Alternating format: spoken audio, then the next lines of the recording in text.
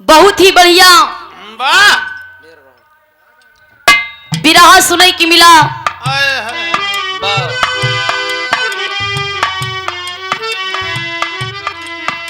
मठवा चमार का कहानी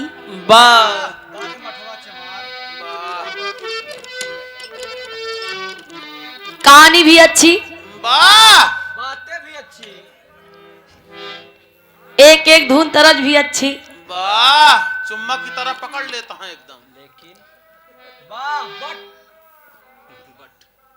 अब हमारे सब कुछ हो जाए क्या बताओ। बट माने ईटा बे।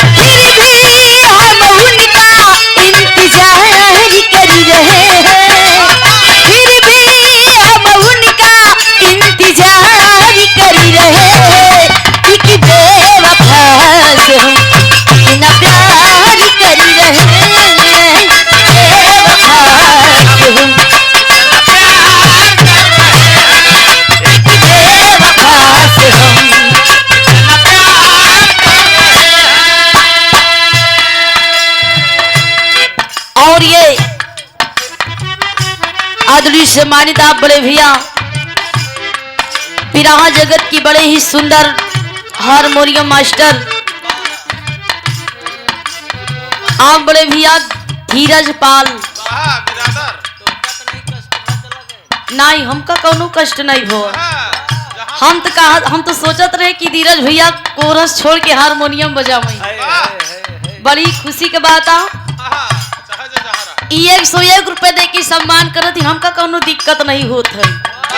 चाहे जहाँ रहा आबाद रहा खा पिया एकदम मस्त रहा।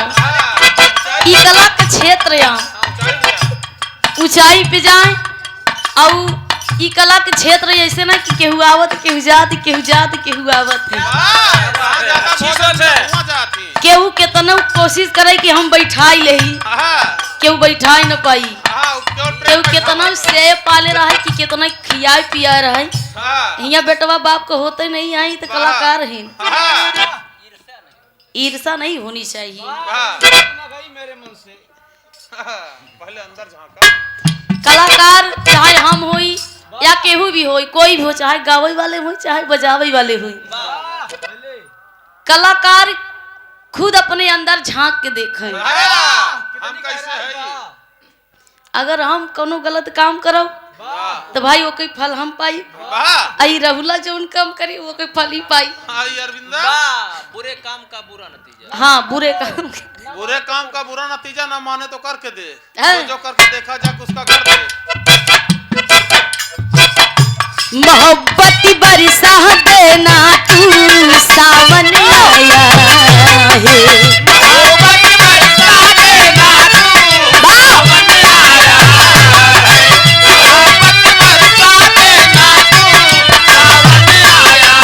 तेरे और मेरे मिलने का मौसम आया है।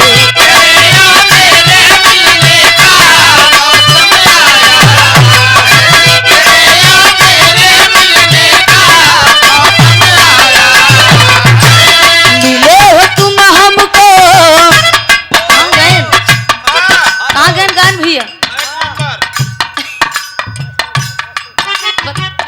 चलो ठीक बा कोनो बात नहीं बा बारे प्यार भाई वही बताए ना कि प्यार प्रेम कई प्रकार का होता।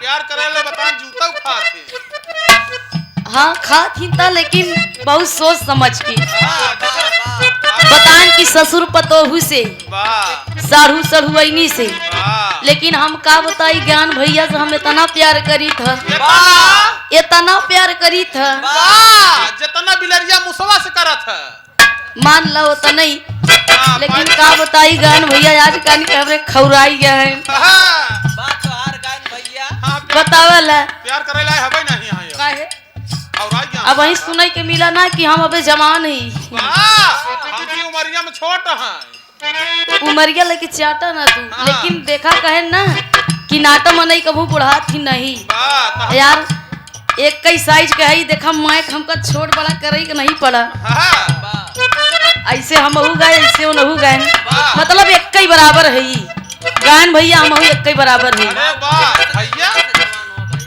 वाह क्या बात है हम तो बैठे हैं पर्दे की यार में बंदा पड़ा अपनी जुगाड़ में क्या बात है कहना बाका मिले हो तुम हमको बड़े नसीबों से चुराया है मैंने किस्मत की लकीरों से। मिले हो तुम हमको बड़े नसीबों से चुराया है मैंने किस्मत की लकीरों से।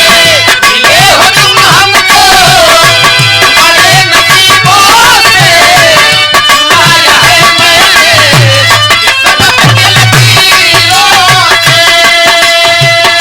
प्यार झूठ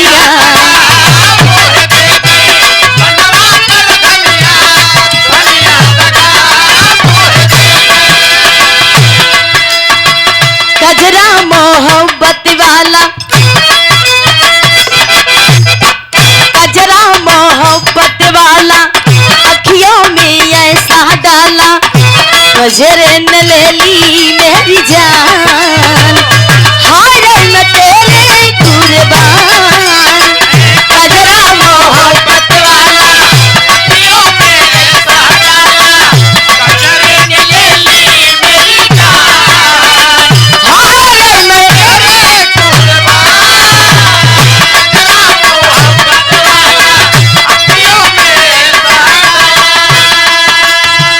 दुनिया है मेरे पीछे लेकिन मैं तेरे पीछे, दुनिया है मेरे पीछे लेकिन मैं तेरे पीछे, दुनिया है मेरे पीछे लेकिन मैं तेरे पीछे, दुनिया है मेरे पीछे लेकिन मैं तेरे पीछे, अपना बना ले मेरी जान, हाय मैं तेरे कुर्बान, दुनिया है मेरे पीछे लेकिन मैं तेरे पीछे, अपना बना ले मेरी जान, हाय मैं तेरे कुर्बान, दुनिया है मेरे पीछे क्या बात है भैया, तेरे पीछे अपना बना ले मेरी जान, हाय मैं तेरे कुर्बान।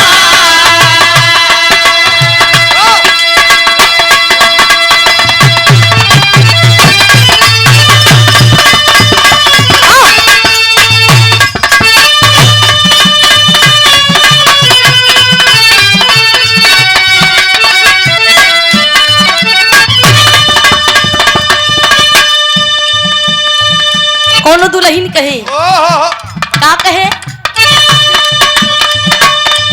गावना से पहिले बालाम,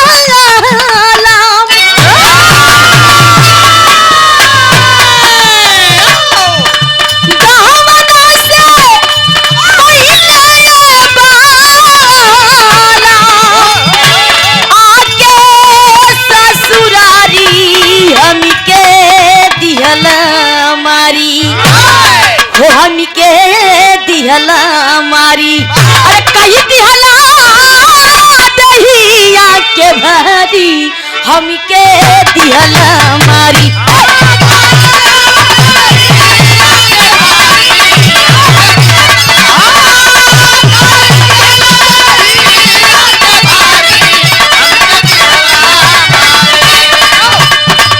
गावना से पहिले बहना,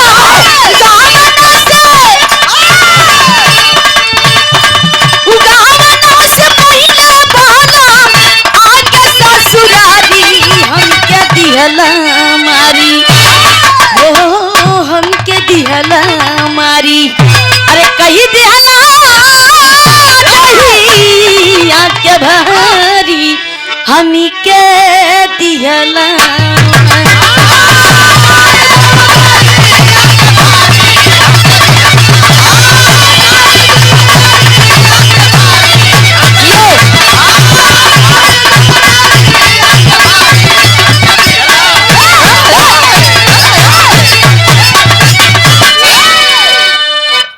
कई दिहला दहिया के भारी, हमका दिहला अब मारी। की पोरे बा। बेचारा है। अब इतना देरी बनाया है, अब सोचा था यह चीटी की जाए, वाह वाह आराम से बजावा, पंचर बनाया है, हाँ ई नवा लइका है न बजावा बड़ा गुण सहूर सीख ले का बात बा, बहुत ही बढ़िया विरह सुने की मिला, वाह वीर लोरी की कहानी, हाँ मठवा जमार, हाँ शिवहरि नपुंसक शिवहरि नपुंसक, वाह बला फ्यूज हो गया हम बेचारे के का बात है, दूल्हे के जीजा जीव नारायण यादव। अच्छा अनिल यादव तो आप पहले बताइएगा गाँव में नाम। का तूफानी भैया, अनिल यादव नाम है। आदरणीय सम्मानित श्रीमान आप बड़े भैया, आज की बात शाह दूल्हे राजा की जीजा जी की तरफ से वाह जीव नारायण की धरती से अनिल यादव भैया की तरफ से 51 देखिए सम्मान करत ही आशीर्वाद की कामना ईश्वर में सप्त कल्पंच के नमस्कार बा। वाह हरिलाल यादव देवगर। आप बड़े भैया हरिलाल यादव देवगलपुर की धरती से 51 देखिए सम्मान करत ही आशीर्वाद की कामना ईश्वर में सब भैया लोग की प्रणाम बा। वाह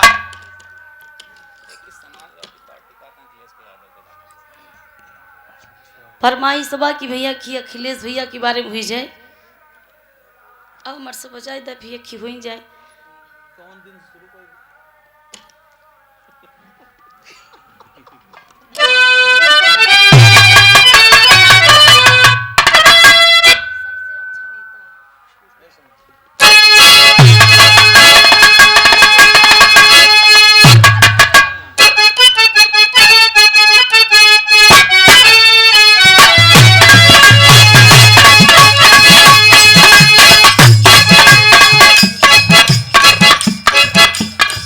ऐसन सरकार चलत बा कि लॉकडाउन में कलाकारन के कलाकारन के नहीं, ये धरती पे जितना कलाकार ही नहीं नहीं हमार लोग का नहीं, केवल बिरहिया के। मतलब तू बिरा नहीं गावत है। हमार लोग के कम फायदा है, तोहार लोग के ज्यादा है। कष्ट तो का लोग के है, हमका नहीं है। ई कोरोना में सब एकदम घर में बैठ के रोई दे। हाँ, डीजल के पैसा नहीं मिला भाई, हेरा तो का लोग के। लेकिन का करें, मोदी जी का लीला परम्पार बा। हाँ, परम्पार का आबा का देखे अबे का अबे कंप्यूटर में ऐसे ऐसे मशीन सेट करे यहाँ कितना भी सपा कोड देबा कितना भी, लेकिन फट से वही बेईमानी करत हैं। ई कंप्यूटर वाला जब से जमाना चला बा, पहले ठीक रहा, नौठा वाला रहा ठीक रहा। हाँ, कह दे तोहार पैसा कटा है बैंक से कहाँ बताई ई सब बात छोड़ा। लेकिन जितना खेती का नाश होत बा, ई लीलगाह साण अब ऐसन चलत बा कि सब नोट हेरत ही, सिक्का नहीं हेरत ही। हाँ, योगी के जीजा अगर दुकानदार वाले 1-2 रुपया सिक्का देथिन, भैया सीटी समारा ऑपरेटर भैया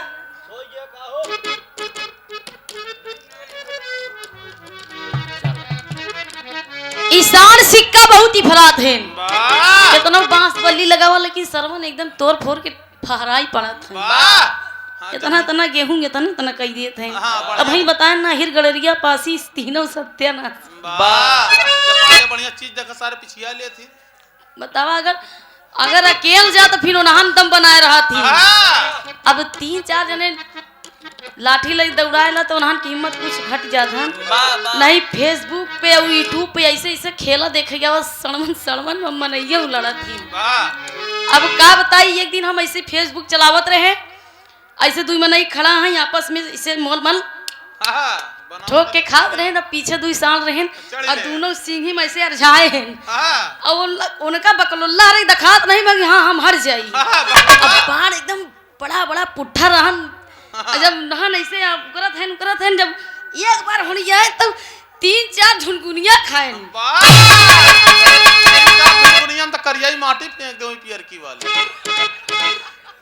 अब बताए वही उतने पर से फेसबुक का जितना वीडियो रहन पूरा और उतरे आगे दिखावे नहीं हम के दांत तेरी साड़े की। हां, दांत तेरी सारे की नहीं, योगी के जीजा हैं तमाम। हम कैसे खबर मसा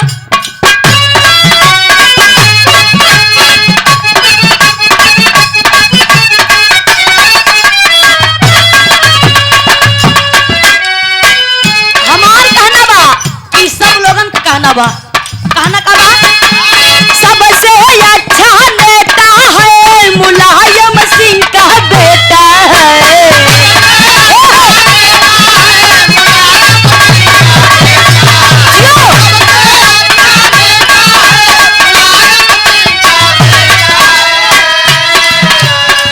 सबसे अच्छा नेता है मुलायम सिंह का बेटा है माननीय अखिलेश यादव। जब भी उनकी सरकार रही, लड़कन का लैपटॉप, कन्या विद्याधन और बैंक में कितना लड़कियन का पैसा आवत रहे। लेकिन जब से इनका ही राज चला, जितना वजीफा मिलत रहा स्कॉलरशिप सब रखवाई देन। बतावला हाई स्कूल इंटर पास होए पे साइकिल मिलत रहा 20-25 हजार रुपया पैसा मायावती सरकार में मिलत रहा। लेकिन ऐसा खेला खेलन मोदी योगी सारा सिस्टम बंद कर देन। लेकिन हाँ, पेट्रोल डीजल का दाम इतना चौचक बढ़ाए हैं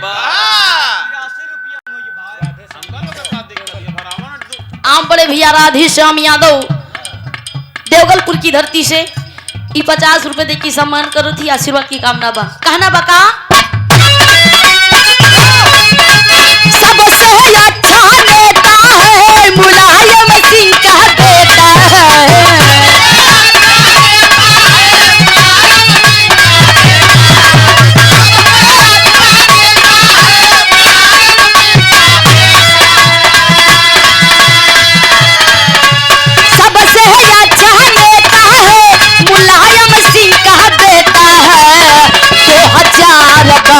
में 2022 में लहरी साइकिल का झंडा है।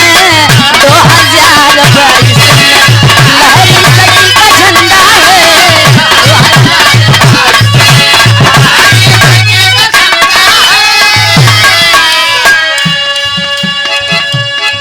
जहाँ तक आवाज हमार पहुंचा था कि मंच के माध्यम से कहा थे कि 2022 में अखिलेश भैया के अपने यूपी में जरूर लाना है। अरे वो सारे जब मरही तब ही आई।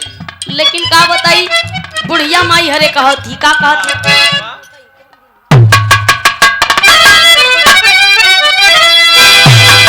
हमारा गांव 12 मौजे लगावा था,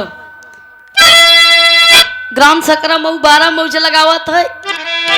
बगियापुरवा में कोटेदार खिया हमारा अम्मी गई।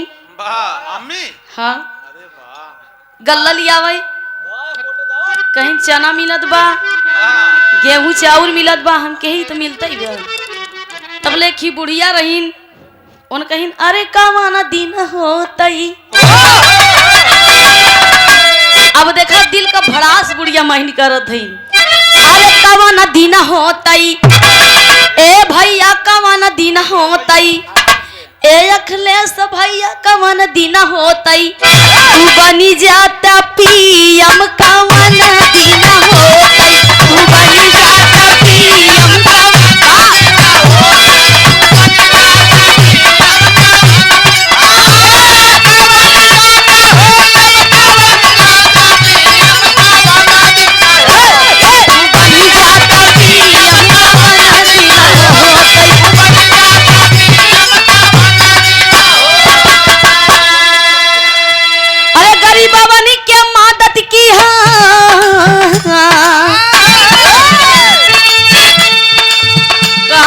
मदद किया।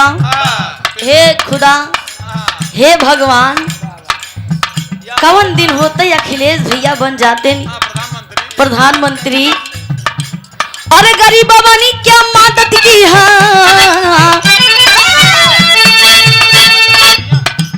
गरीब बाबा ने क्या मदद की रहा जब तू सीएम कवन दिन होते। तू बन जाता पीएम कवन दिन होते।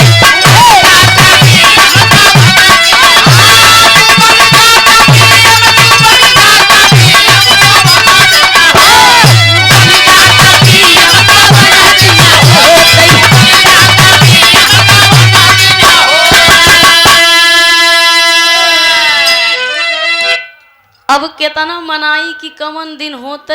हाँ। लेकिन हमारे कहे से आप लोगों से कहे से का फर्क पड़त है। अब तू लोग ना गावा करा कवन दिन होते तू मर जाता योगी। के मनाए सियार को मनाए से डांगर नहीं मरत है। ठीक है भैया सियार को मनाए से डांगर नहीं मरत। तमाम ऐसा की था ये भी अच्छा है दीदा। बहुत बढ़िया उधर से कहानी सुने के मिला लोरी के गाथा। मठवा चमार बैरी के कांटा मारे छिएवा इतना औ पान खाई के 60 बीरा पान खाई के ठूक देन पिछवाड़े पे। वो नहीं ओकर भट्ठा रहन सारे के 60 बीरा पान खाई पिछवाड़े ठूक दे। गुरुआइन इतना होशियार रहन की बात पिछवाड़े थुकवाई दी तब अगवारे से लड़ाई करवाई चोरी चोरी चोरी चोरी नहीं मठवा चमार मुक दे तो फिर अरे तो फिर लीदा नहीं करी जाती छल से कपट से जीते ना। आजकल छल कपट चल लेकिन गड़गौरा के अंदर वाह वीर लोरी की शादी मंजरी से भई रही है हाँ, और मौला गीत मंजरी से प्रेम करत रहा। रहे। आज जब वीर लोरी की शादी कई के मंजरी से डोला लई के जावत रहे ना, हाँ, तो रास्तवा में रोक- तो रास्ता में भेटाई गए। अब मौला गीत राजा जोन रहे वाह एकदम अपन प्रजा उर्जा लेके आ गए धर डोला रखवा दिया मंजरी का। इतना बिल लोरी देखिन कहे ने हाँ, चूड़ी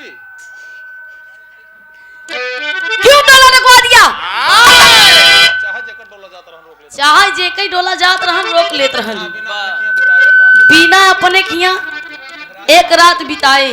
वाह जब वह लोरी की शादी के मंजरी से जात रहे तो बीच में भेटाई गए। वाह वही जब डोला लोग रोकवाई लिया तो मौला गीत कहे तेरी लोरी की।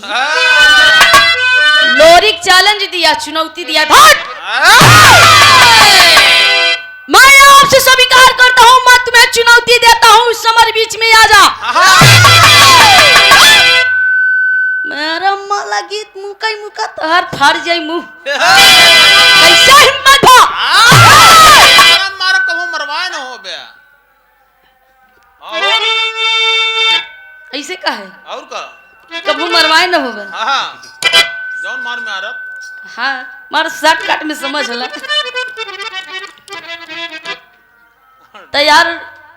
मौला गीत राजा, अरे वो राजा रहे, वाह इतना हिम्मत रखत रहन कि जितना डोला आवत रहे हाँ, रोकवाई लेत रहन। एक रात का रोकवावत हाँ, रहे, झूठा कह के भेजत रहा। जूठा कह के भेजत रहन। वाह अब बिल लोरी चुनौती देन कि बिना लड़े हम जाए न देव। हाँ, मठवा तक कठ निक चक्कर परेशान। मठवत एक कई चली ठेवरे में परेशान रहन, लेकिन मौला गीत जो रहन कि चाहे जे कई डोली आवत रहन रोकवाई के वाह एक रात बितावत रही। जब सम्मान लूटत रहा। इज्जत सम्मान लूटता था, लेकिन का करवा भैया, यादव का लड़किया है।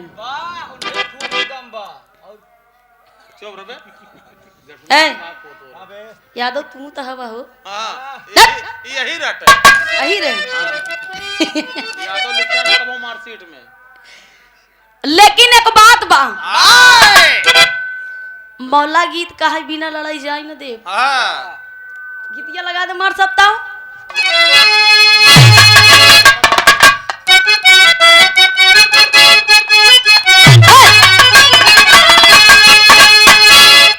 अरे उड़तई चिड़ैया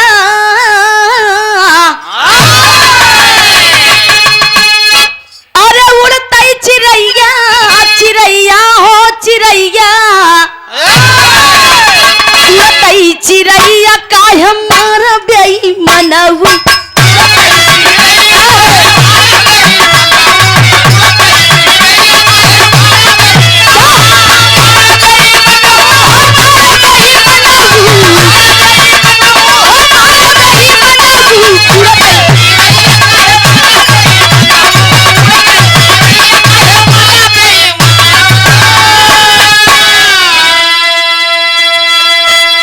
अरे तारा पे मारा किनारा पे मारा अरे तारा पे मारा अरे किनारा पे मारा कहीं घूमता के बीच कहे मारा बेईमाना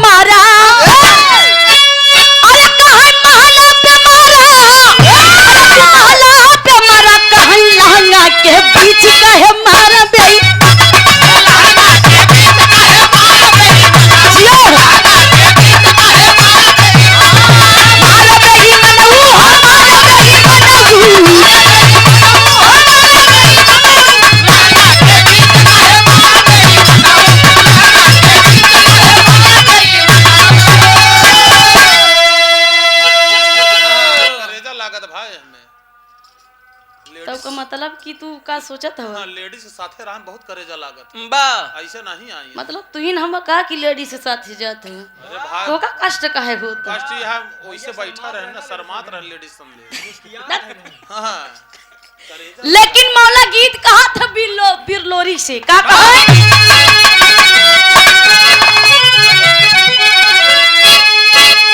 मौला गीत कहा अगर चुनौती दया लो रे तो बिना लड़ाई जाए न दी। हाँ,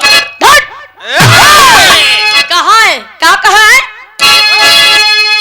अरे बिना लड़ाई जाए नहीं तेरी बेईमान की प्रेम करत रहे हम मंजरी से हाँ, अब बेईमानी कई के बियाह कई के डोला लेके जाते हैं।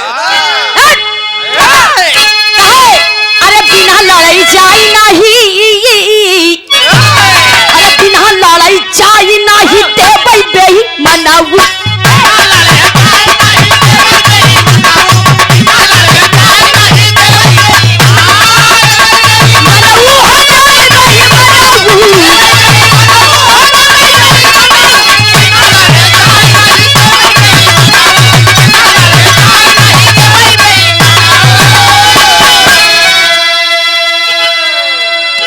जितना ही तो हर चमचा है ना हाँ, जितना ऐठा था ना जितना ऐठा था हाँ 2 मिनट हम सब देख ली। हाँ कहा है?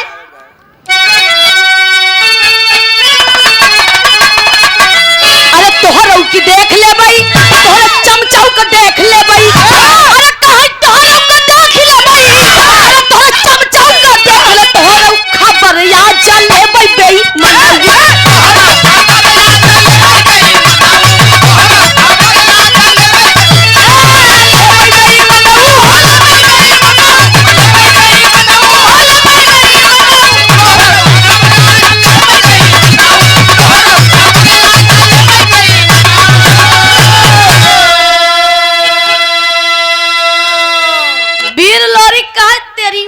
गीत की तो हमार खबर लेबे तो हम तोर खबर ले चापा निहरा जाबे हाँ वही भाषा भाई ओहर वाली भाषा ई ओहर वाली भाषा है ई पूर्वांचल वाली भाषा का थन कि चापम निहरे जा तू बचा रहा है भाई हां शरीरिया देखा करा बचत रहबे करा शरीरिया तो मोटाई जितना पातर मनई चंट होती ई मोटाई उटाई कम न थी ई नहीं जानता आवाज कहां से निकलती है कहां निकलती ये शरीरिया से निकले ताकत है तब ओह मतलब 25 पौवा कहा तक घी पी थी हां 25 ग्राम कहा थी हाँ 25 पौवा बताओ थी गान का कहा था सुन ले आई देखा नहीं एकाध बीरा पान खाए खाए से मर फजर फजर करत रहा थी रुपया खर्चा होत भाई लेकिन का बताई बीर लोरी कहा था बा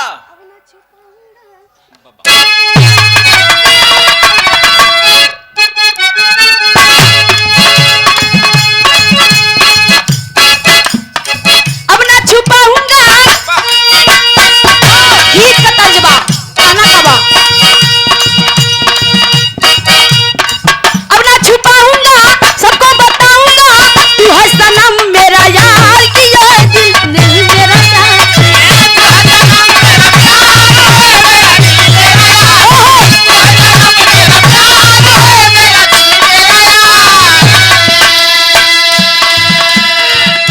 लेकिन का बताई लोरी की एकदम तूफान मचा दिया मारसम का कहा नबा लोरी तूफान किया सीना उतान किया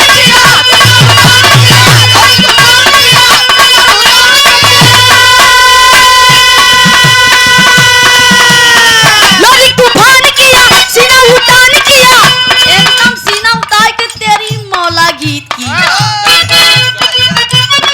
लोरी तूफान किया सीना उतान किया जंगी बनल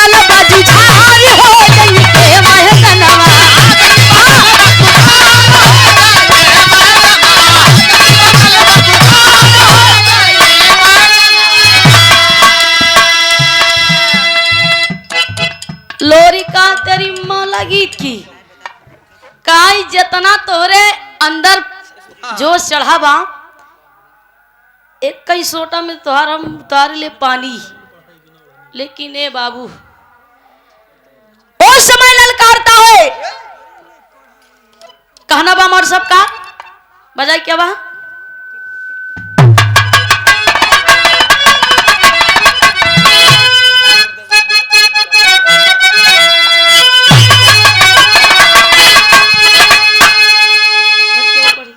और बढ़ जा बा। कहना बा हमार सबका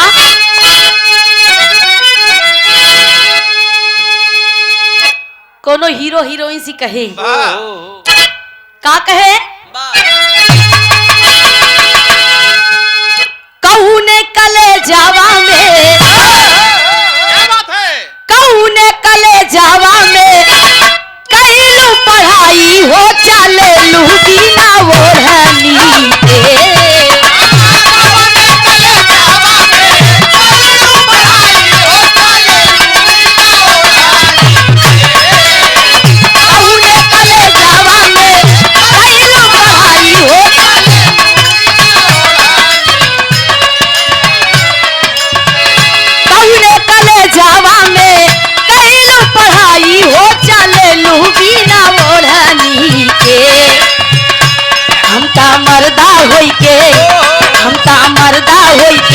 केतना लजाई हो चलेलू बिना ओढ़नी के।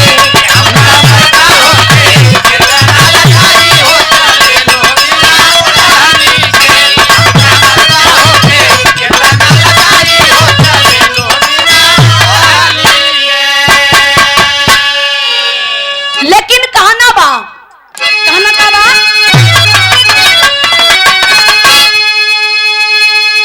वीर लोरिक मौला गीत से कहे, अरे पनिया उतारल चाहे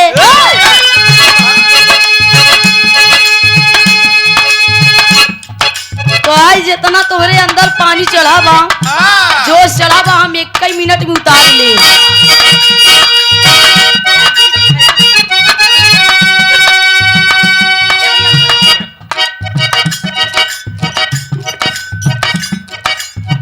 पनिया उतारल चाहे,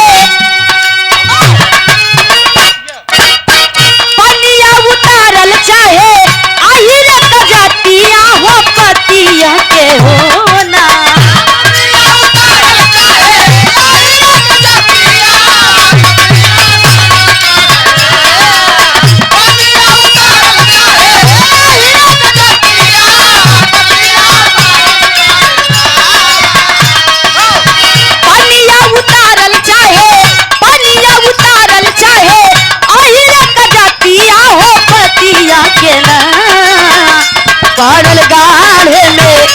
काढ़ल गाढ़े में मोराई जतिया पतिया उतरे के होला।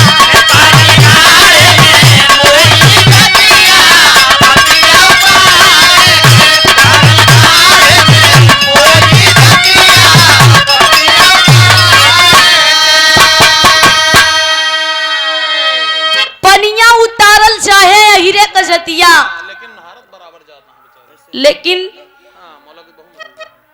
मौला गीत एकदम हताश हो गया।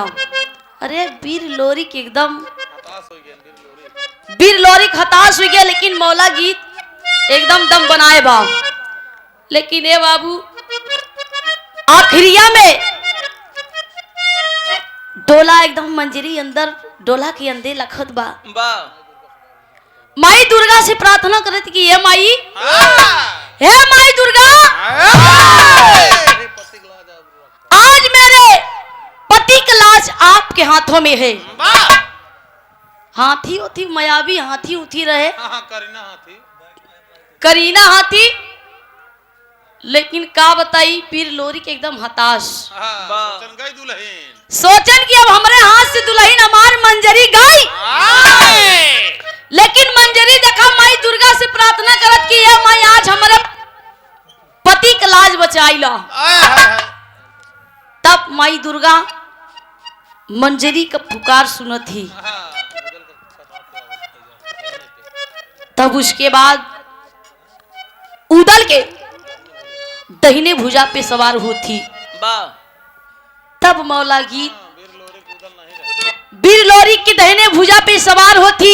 आए तब मौला गीत वहीं पर मारा जाता है।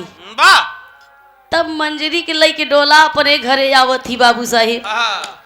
शादी के बहुत साल शादी अरे इतना पापड़ झेले। पहले तो मर गर्दन कर जात रहे, हाँ, अब तो भैया एकदम आमने सामना से होत बा। बताओ। पहले बियाह शादी होत रहे तो मुट्ठी से नपौल होत रहे वाह कि कई मुट्ठी के दुल्हावा बा, कई मुट्ठी के दुल्हनिया बा। अयहू देखत रहे कि दुआरे पे बैल बा, गड़ही बा, कुआं बा, ई सब ताक हो के बियाह शादी करत रही। वाह जोर रहा है पहले वही पावत रहा दुल्हन। हाँ जेकरे जोर रहन पहले वही पावत रहा दुल्ही। आ जौन हाँ, कमजोर पहले रहा हाथे से तो घूंघटा नंबरे उठत ना रहा। पहले हाथे से घूंघटा उठत रहा। हाँ अब तो भैया मोरे कौन रिमोट से उठाता है, हाथे के मन से दुख ताकत खत्म। मैं दत हाँ हो तो लहंगा उठा दे रिमोट से ना। तो गाना रहे ना। अरे तो वह तो होता है अब समय बदल गया बा, का करबा। अब पहले के माई लोग बीता भी घूंघट काढ़त रही, अब का कहाँ घूंघट काढ़त बा। जेठौत कराय बेरावत रही, ससुर के आगे एकदम वाह तक। अब तक यहाँ चारपाई पे बैठत, यहाँ गपर गपर खात, यहाँ बात है मन से धुओ का हाथ बबाई। मन से दुखो खात बा। अब मन से दू छूट दे जाए तब अम्मा हरे पगलान ही। बीर लोरी की गाथा तमाम ऐसी गाथा बा। एक बीर रस में भी रहा। हम ज्यादा समय ना ला, 20-25 मिनट का समय ले, फिर के बाद उधर से नंबर हमारे सब बजाई किया बा।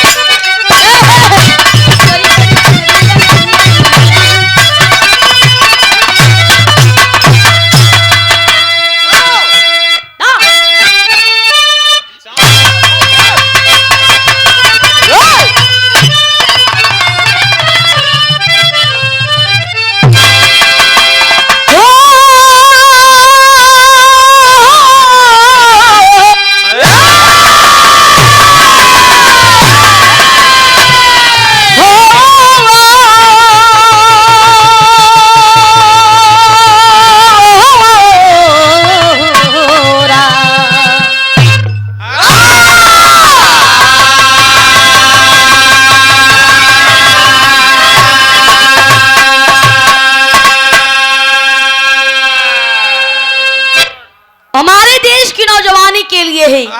कहना कब हमारे सब भूमिका में हाँ, सब तो मतलब के लिए लड़त रहे।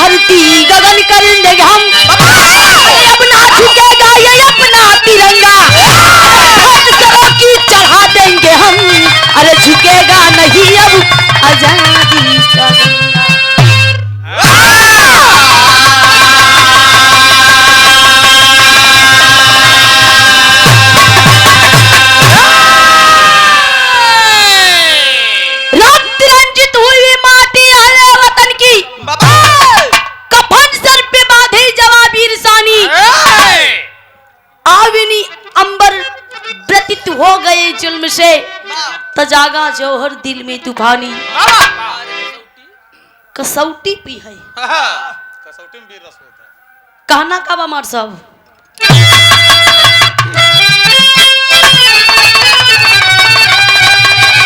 अरे बा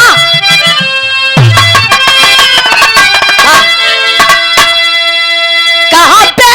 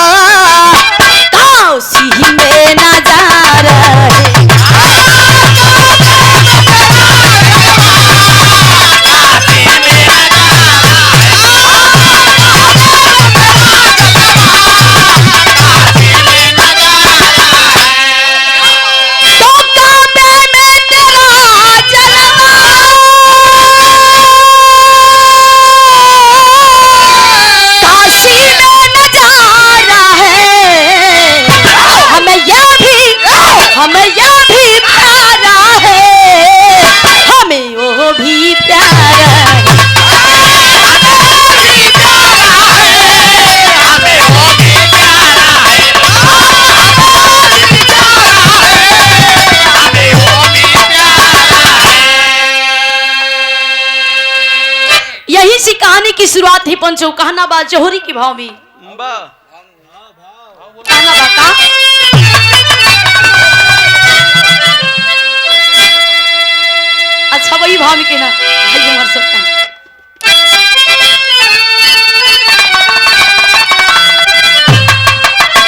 हे शेर बबर नाहर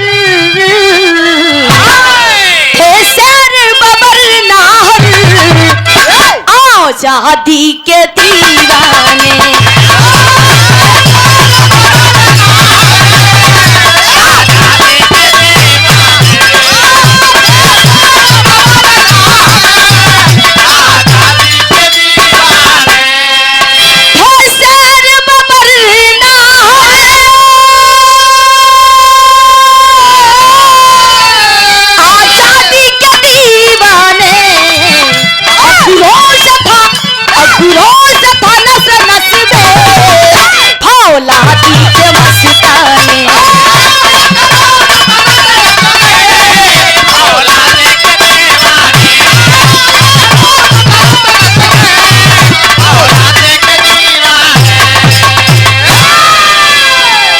भाव में कहना है क्या यही सी कहानी की शुरुआत है।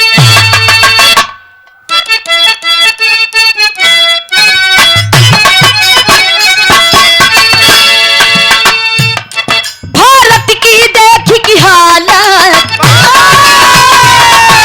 वीर बन गए बागी जननी की गरिमा को कोई कैसे करेगा दागी नहीं डरेंगे सितम के पागल के जुल्म सलामी दोनों से नहीं डरेंगे नारी की गरिमा को अब हमें की जोड़ी एकता अब चारों ओर हम जींगे ऐसे नहीं होगा लड़ाई दिल बांध के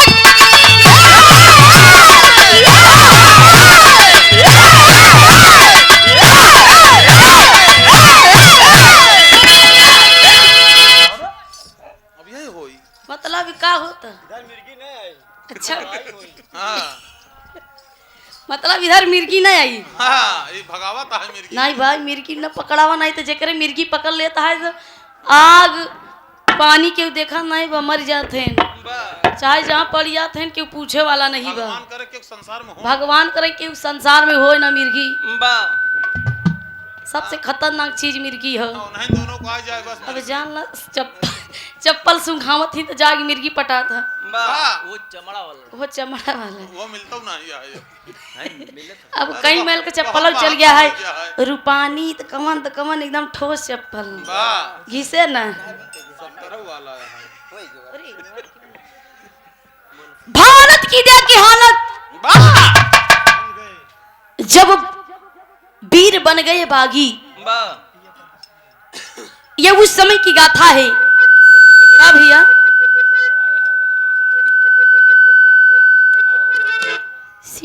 मत मरावा हो, वाह मारा सीटी हमार जान ले ले था। हाँ कच्ची उम्र यह मरबई करी हेलो बस कर रहा है दो, मारा दे सीटी मारा सिखाई दे। मतलब का चाहत है ना गई नहीं गावा तब भी तोहरी कहीं कम मारे उनकी कहीं ज्यादा मारे तब नहीं केहू कहती न मारे ना, अरे लेडीज सब वही वही हालात में सब है। अरे बिरहवा बारे हम नहीं कहा था तब यार अपने जुगाड़ में आए हो। कहना बा कि उस समय की कहानी बा सन 13 अप्रैल सन 1919 की गाथा है। 13 अप्रैल सन 1919 की गाथा है। जलियांवाले बाग में क्रांतिकारियों का मेला लगा था। कम से कम जलियांवाले बाग में 20,000 लोग वहां पर जुटे थे। अपने आपस में विचार कर रहे थे कि भाई मेरे देश में क्या हो रहा है, ये मेरा देश गुलाम है, हम अंग्रेजों के तहत पर हम चलते हैं, क्या किया जाए कि हम गुलामी से आजाद हो जाएं। 20,000 क्रांतिकारियों का मेला था और उसी 20,000 क्रांतिकारियों के बीच जलियांवाले बाग में एक 12-13 बरिस की एक लड़किया जे के नाम ऊधम सिंह रहे। अरे वाह कम उम्र क्रांतिकारी अपने पिता के साथ में गए थे, लेकिन ए बाबू उसी जलियांवाले बाग में पापी दुष्ट नालायक जिसका नाम जनरल डायर है, जनरल डायर 18 मिनट लगातार उस जलियांवाले बाग में गोली चलवाया था। 18 मिनट लगातार कम से कम जलियांवाले बाग में 2000 से ज्यादा घायल, 2000 से ज्यादा मर गए और घायल है कोई बचा है। लेकिन ये बाबू ऊधम सिंह के पिता वहां पर अपना प्राण त्याग देते हैं। 12-13 बरिस के उम्र में ऊधम सिंह जब देखते हैं कि बाप तूफान मच गया जलियांवाले बाग में, देखते रह गए ऊधम सिंह और वहीं पर 12-13 बरिस के समय में प्रतिज्ञा करते हैं, वादा करते हैं अपने क्रांतिकारियों जो शहीद हुए थे जलियांवाले बाग में कि मैं इस जलियांवाले बाग की मिट्टी कसम खाता हूं, मैं आप लोगों की कसम खाता हूं। माथे पर तिलक लगाते हैं और कहते हैं कि जब तक मैं जनरल डायर को मारूंगा नहीं तब तक मैं चैन से नहीं रहूंगा। बदला की आग में धधकने लगे ऊधम सिंह, कहना बा मार सब गीत लग गई।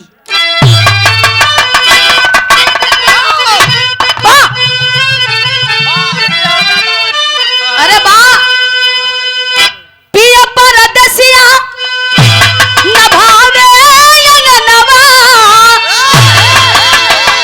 अरे पिया परदेसिया न भावे नवा, अरे बहरी बायल बास जारिया हो मोरा उड़ी उड़ी जाला या चलिया मोरा।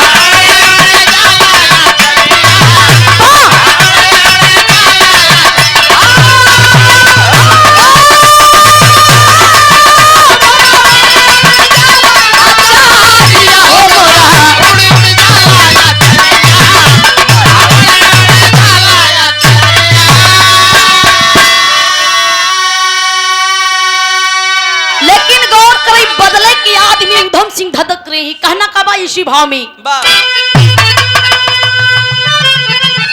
अरे बदला की आग धधके ऊधम सिंह के दिल में, अरे बदला की आग धधके ऊधम सिंह के दिल में, पहले सवार तब जुनून नवा हो करवई जनरल डायर के खुनावा करवई।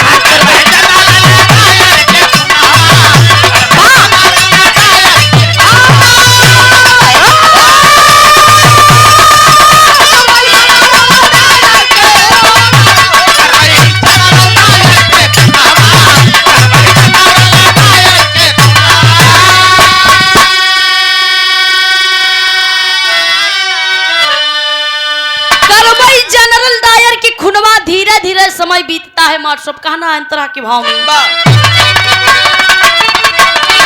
धीरे धीरे बीतल 20 साल के समैया, अरे छोड़ के पंजाब गईले उधम सिंह बम्बैया।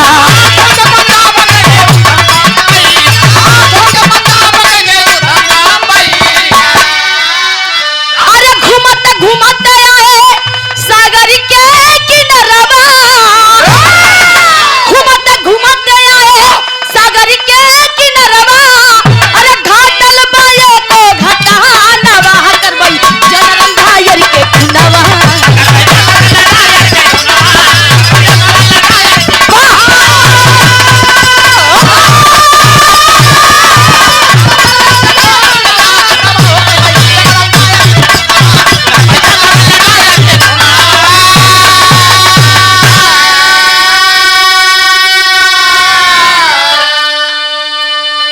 गौर करिए बाबू, उस समय धीरे धीरे 20 साल को समय बीतता है। लगभग उधम सिंह की उम्र 20 से 21 वर्ष की होती है।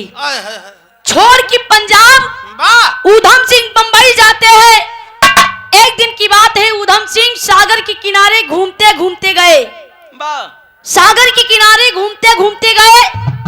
जब घूमने गए, सैर करने गए, तो सागर में बहुत सारी नाव चल रही थी। एक नाव डूब रही थी बाबू, एक नाव डूब रही थी। उसी सागर के बीच बाबू तभी उधम सिंह की निगाहें उस नाव पर पड़ती है। कहना कब हमार साहब गीत बा।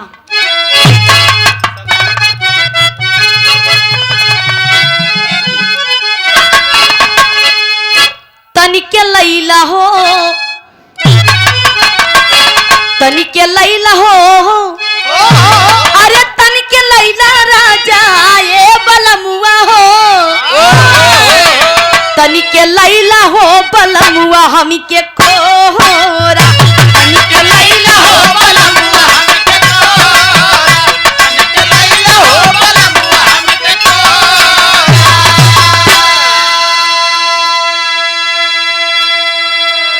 उधम सिंह घटना देखते हैं। क्या घटना देखते हैं? यही भाव में है। डूबल धारा बीच है, अरे डूबल धारा बीच बीच, डूबल धारा बीच रेखा के नवारिया।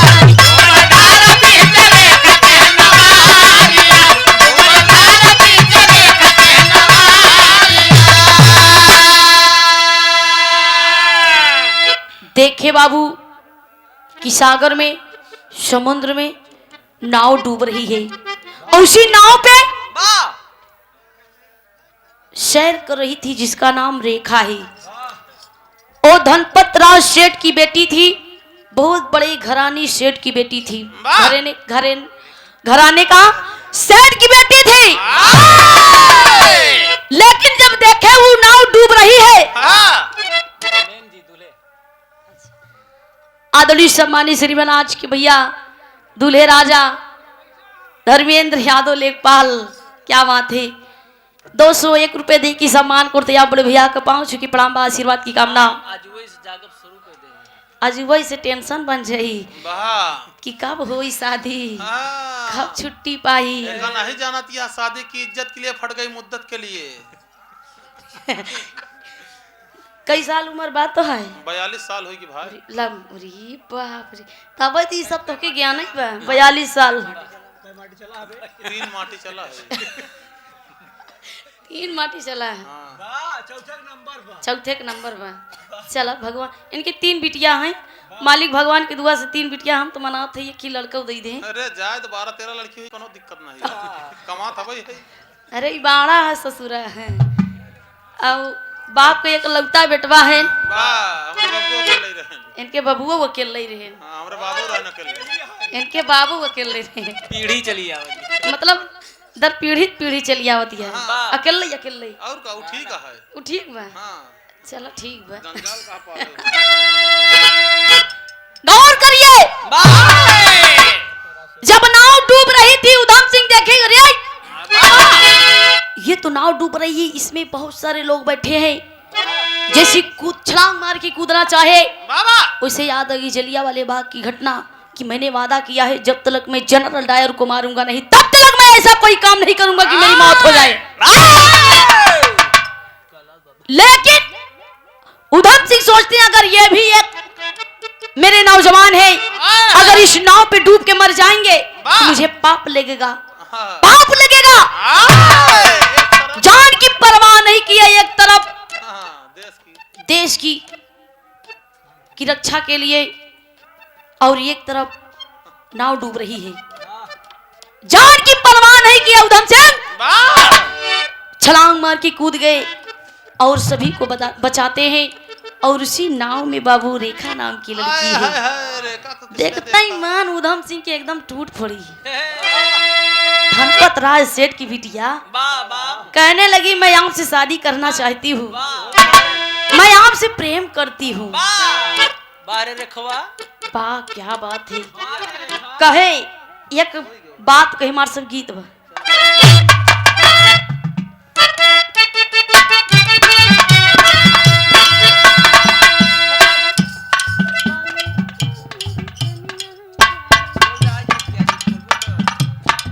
कहना बाका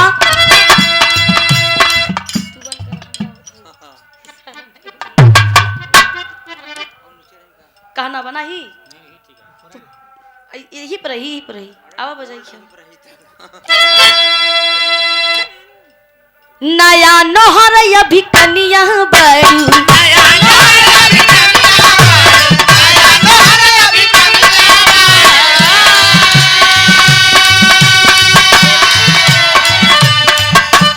मेला देखाई के जिद कहरतारू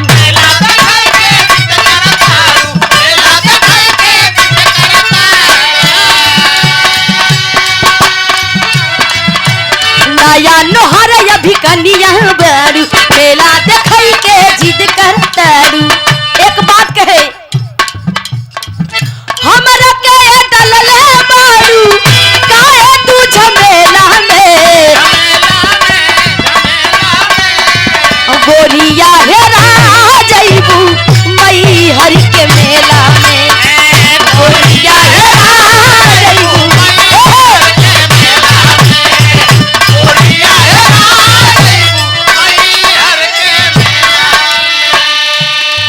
लेकिन रेखा देवी देखा उधम सिंह से कहे का कहे तोरा बिना हम जी ना पाई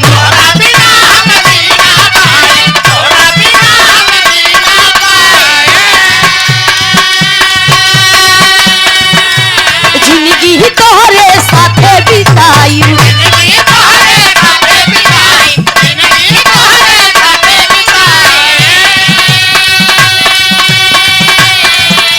तोहरा बिना जी ना पाई जिंदगी तोहरे साथे बिताई साथवा न छोड़बै तोहरा कहू ये राजा जी अपने जीवन के साथी हमरा के बनल जी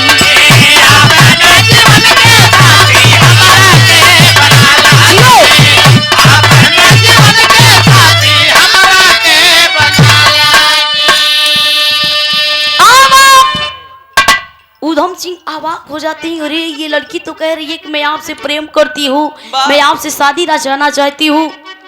दौड़ के बोले उधम सिंह कि लड़की तू पागल तो नहीं हो गई हो? अरे मैं आपसे शादी नहीं करना चाहता हूँ और नहीं मैं आपसे प्रेम करता हूँ। ऐसे आदमी रहन पहले। लेकिन धनपत राज सेठ की बिटिया कस की रेखा ये जान कुर्बान, ये प्राण कुर्बान। इधर आग लगी उधर बुझी है। अरे यार रोके भाई साहब उधम सिंह के। अब यार उधम सिंह सुनाई कहाँ देखा तुम मेरे बारे में जानती नहीं हो। मैं कौन हूँ? मेरा नाम उधम सिंह है और तुम्हें पता नहीं है जलियांवाला बाग की घटना की पता है? रेखा कहने लगी कौन बात है, क्या क्या आप क्या कह रही हो? मैं कुछ नहीं जानती। कहने लगे मार साहब क्या बात है, बताते ही क्या।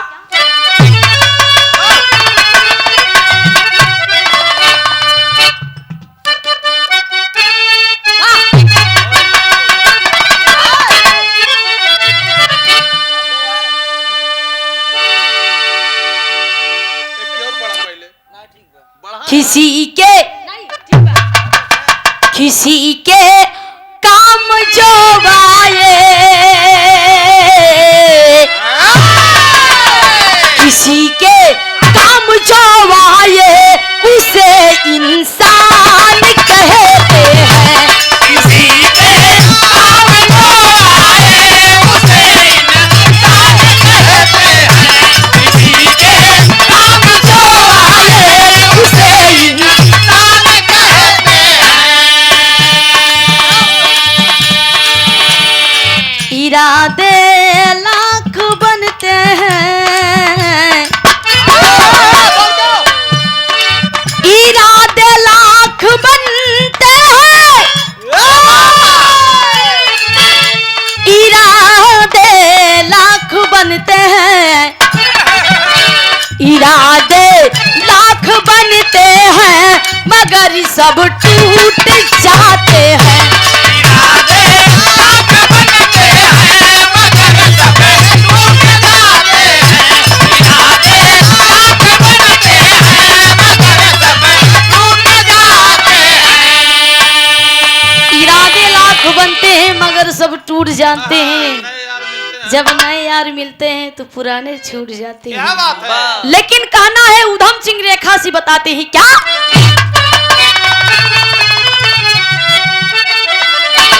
वतन की सरजमी पर सर, वतन की सरजमी पर सर कटाना हक हमारा है। वतन की सरजमी पर सर कटाना हक हमारा है। वतन की सरजमी पर सर कटाना हक हमारा है। वतन की सरजमी पर सर कटाना हक हमारा है। एक बात और कहते हैं, अमन छीना वतन का जो, अमन छीना वतन का जो वही दुश्मन हमारा है। अमन छीना वतन का जो वही दुश्मन हमारा है। अमन छीना वतन का जो वही दुश्मन हमारा है। लहू की है प्यासी ये धरती, लहू इस पर हम बहाएंगे। इतनी बात जब रेखा सुनती है कि अरे वाह, आपने हमें क्यों पहले नहीं बताया कि जलियांवाले बाग में कितने क्रांतिकारियों की मौत हो गई और बदले की आग में आप धधक रहे हैं। कोई साथ ना दे आपका, लेकिन मैं आपका साथ दूंगी। अरे वाह, जाके ए बाबू उधम सिंह की परिचय अपने पिता धनपत राव सेठ से कराती है कि ये मुझे बचाए हैं, नहीं तो मैं अभी कब को मर गई होती पिताजी। और ऐसी ऐसी बात है, मैं इनसे प्रेम करती हूँ, मैं इनसे शादी रचाना चाहती हूँ, लेकिन ये इनकार कर दे रहे। कुछ कारण है, सारी कारण को बताती है और कहने लगी कि पिताजी मैं आपसे एक बात कहती हूँ। मार सब कहना टेरी के भाव में कहूं शिवहरी के भाव तो नहीं रहने।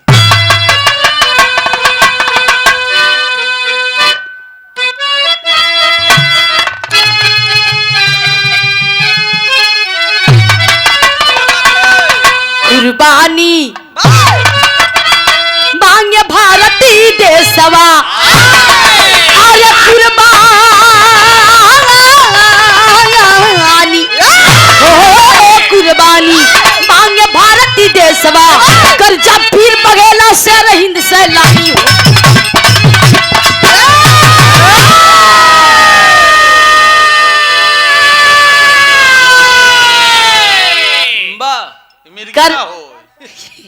गर्जा पीर बघेला शेर हिंद सैलानी कुर्बानी मांगे भारत देशवा।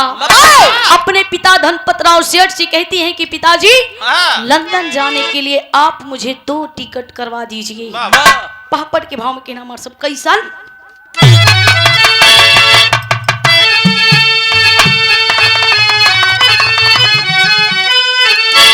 अरे पहुंचे लंदन दरमियान जान से मारूंगा।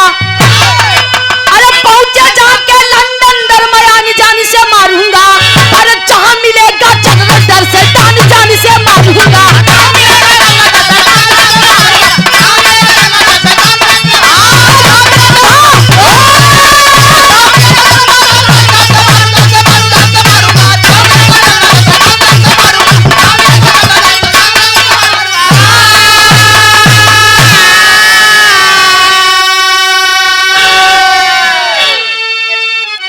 बाबू लंदन में उधम सिंह रेखा जी पहुंच गई और वहां पर बहुत भटकने के बाद एक काम करने लगी। क्या काम करते हैं हमारे साहब?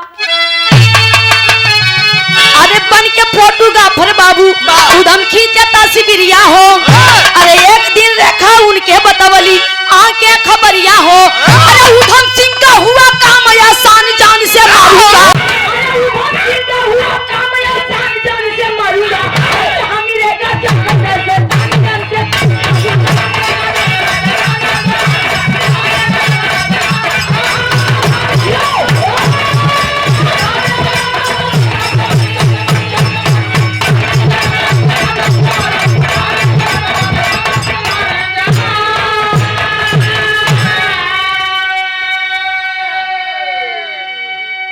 लंदन में जब उधम सिंह रेखा जी पहुंच गए तो वहां पर काम करने लगे फोटोग्राफर बनके, वीडियोग्राफर बन के सभी का फोटो खींचने लगे।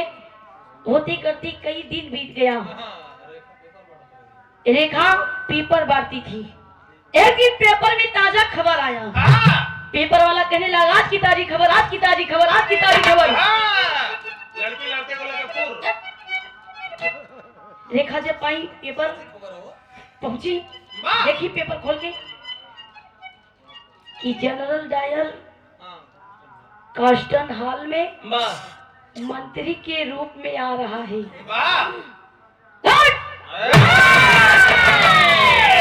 इतना जब सुनी कि जनरल डायर देखी पढ़ी कि अरे वाह अब तो आसान हो गया। जाके उधम सिंह को बताते हैं कि किसी कास्टन हॉल में पता लगाती हूँ कौन कास्टल कौन किसी कौन है किस तरफ है। कहीं पता लगाई कि ये किस जगह है। कास्टन हॉल में मंत्री के रूप में आ रहा है। ए बाबू इतना खबर जब उधम सिंह पाते हैं तो आसान हो गया। हथियार लेके अपनी पूरी फुल तैयारी के साथ जनरल डायर को मारने के लिए तैयार होती। मार सब कैसन अल्लाह के भाव में कहना है का।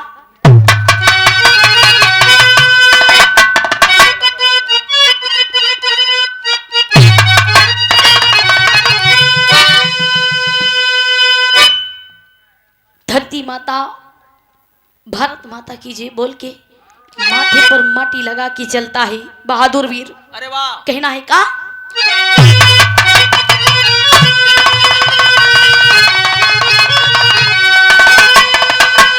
भारत माता की जय बोली के सपुतवा।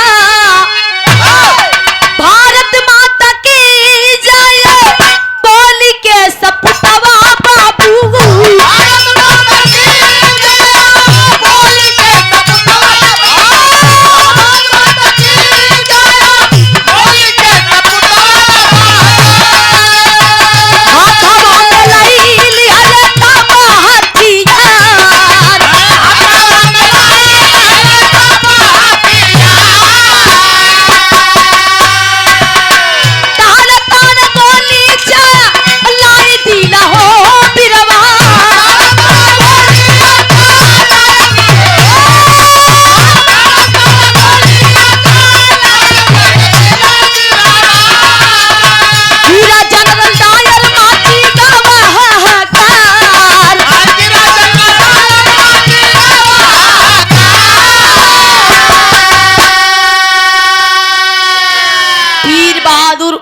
सिंह अपना हथियार लेके वाह पूरी फुल तैयारी के साथ कास्टन हॉल में गए और मंत्री के भेष में बैठे हैं जनरल डायल और सामने जाके तर तर तर तर गोली चला दिया।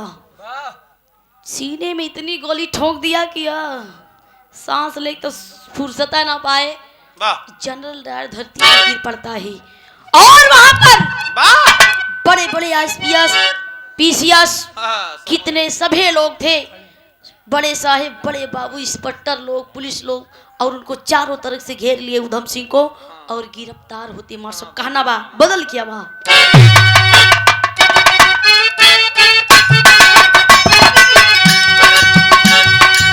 वो की गिरफ्तार वीर गईले जेलिया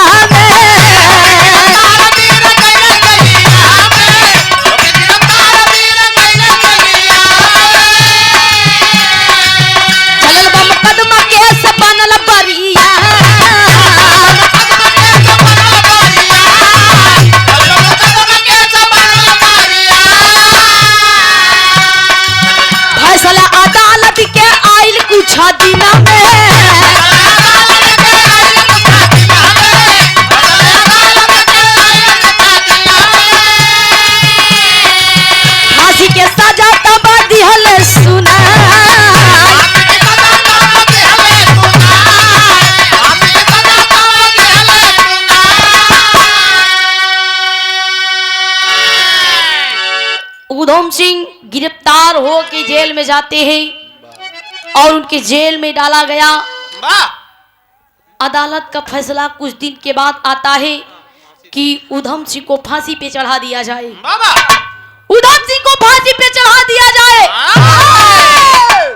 फला जगह फला तारीख रख दिए। वो समय आ गया बाबू, जब तारीख आ गया कि उधम सिंह को फांसी पे चढ़ा दिया जाए, लेके जाते हैं, गले में रस्सी फंसा देते हैं। जल्लादों ने अंग्रेजों ने पूछा है उधम सिंह क्या तुम्हारी कोई आखिरी इच्छा है? इच्छा अगर तुम्हारी कुछ खाने का हो, कुछ पीने का हो या किसी से मिलने का हो, बेहिचक बताइए। किसी के साथ सूतने को हो, आओ मैं आपकी इच्छा पूर्ण करूंगा। उधम सिंह डांट के कहता कमीनो हट जाओ। अगर तुम मेरी इच्छा पूर्ण करना चाहते हो मेरा एक संदेश भेजवा दीजिए बस। जल्लादों ने कहा किसका संदेश है?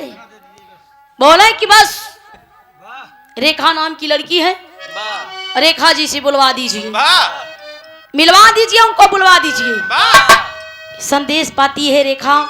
कमीना गद्दार।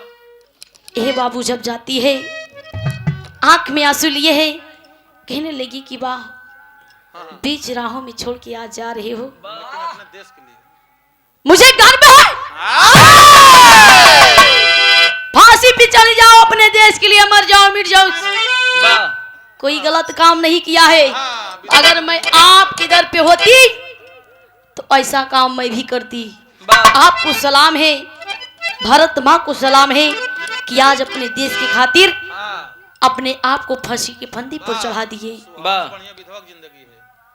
कहने लगे उधम सिंह, कहने लगे कि आपसे मेरी एक आखिरी इच्छा है। मार सब कहना बाका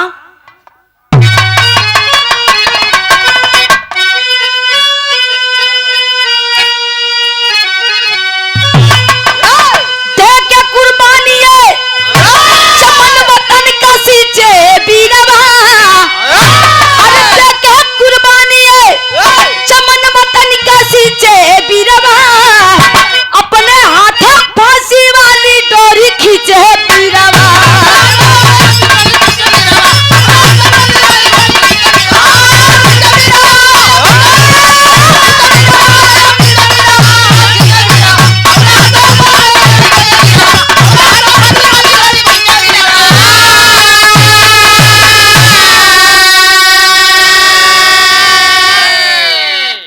वीर उधम सिंह गले में फांसी लगा के और जल्लादों को हटा दिया।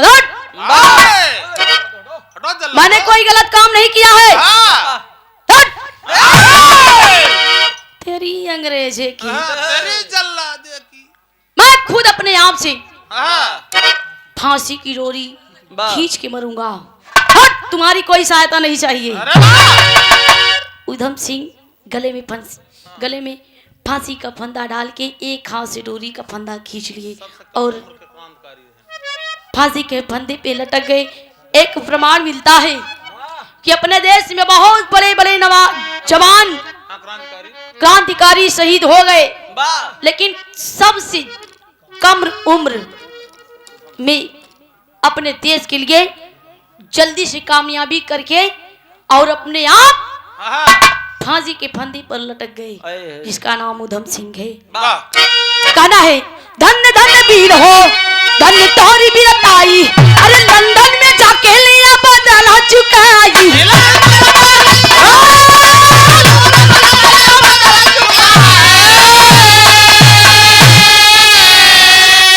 अरे ऐसा न हुआ कोई वीर बहादुर जग के बिचवा, अपने हाथे वाली फांसी डोरी खींचे फिरा।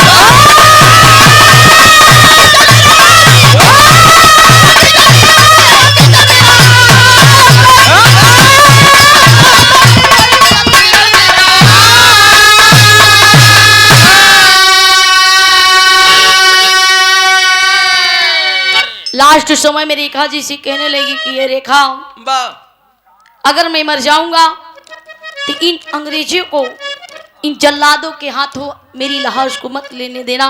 वाह। लेकर जाइएगा अपने हिंदुस्तान में, अपने भारत माँ की धरती की गोद में मेरा लाश को जला के कफन दफन कर देना, वाह। लेकिन इन जल्लादों के हाथों मत देना। वाह। वाह। वादा करती है रेखा जी, मैं आपसे वादा करती हूँ ऐसा ही होगा।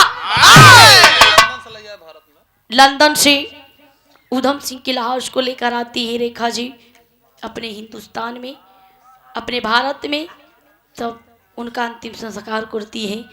गुरु घराने का परिचय मार सब। बुद्धू राम पंधारी कहते धन्य प्रभु की माया, अरे कथन किए कमल सिंह यादव शारद माँ की छाया, अरे कुर्बानी मांगे